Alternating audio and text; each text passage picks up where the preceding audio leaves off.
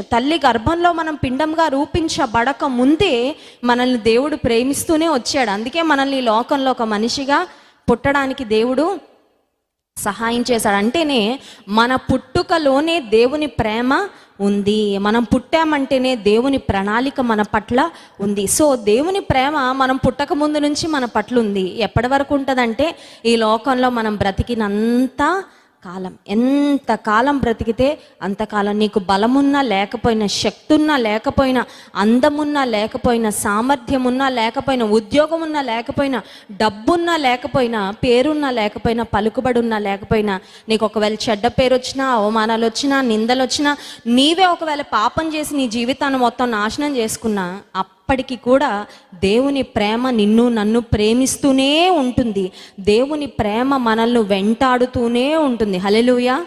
దేవుని ప్రేమ అంత గొప్ప ప్రేమ అండి. ఆయన ప్రేమ